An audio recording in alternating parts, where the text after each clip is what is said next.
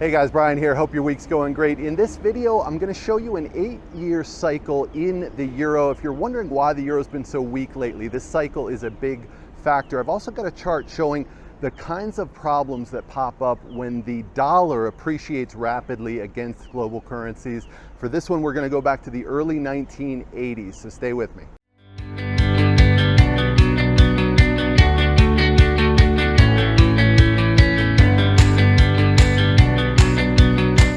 All right guys, welcome back and welcome to Madrid. I'll put up some shots here of the city as I'm talking. I'm staying in the Malasaña neighborhood. This is a great spot, close to everything.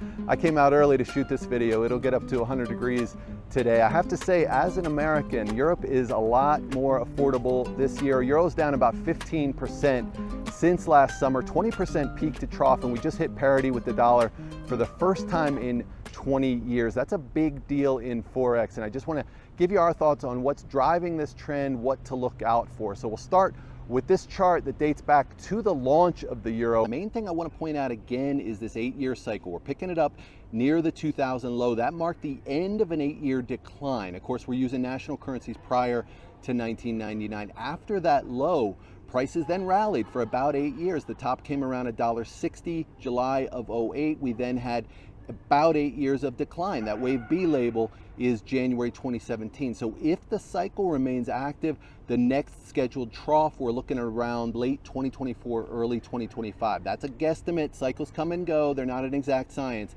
But right now, this cycle is putting a lot of downward pressure on the euro. Support lines are breaking all over the place. Notice that trend line at the bottom. That's a 21-year support line.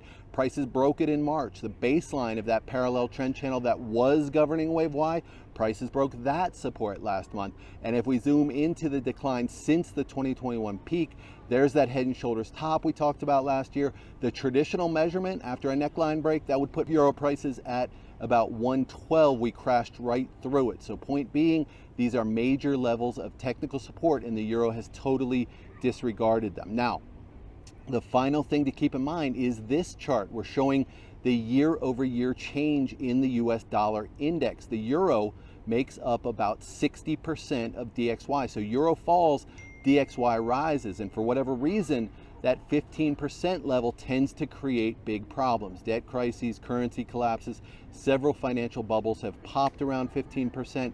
Here we are again, DXY just crossed 15%, and we're starting to see crashing economies across Latin America, Europe, Africa, Asia. The August GMP gives a full rundown of the damage so far and where this is likely headed. Point I want to make here is that everyone was hyper-focused on euro-dollar parity last month. I think it's entirely possible that parity becomes the new ceiling.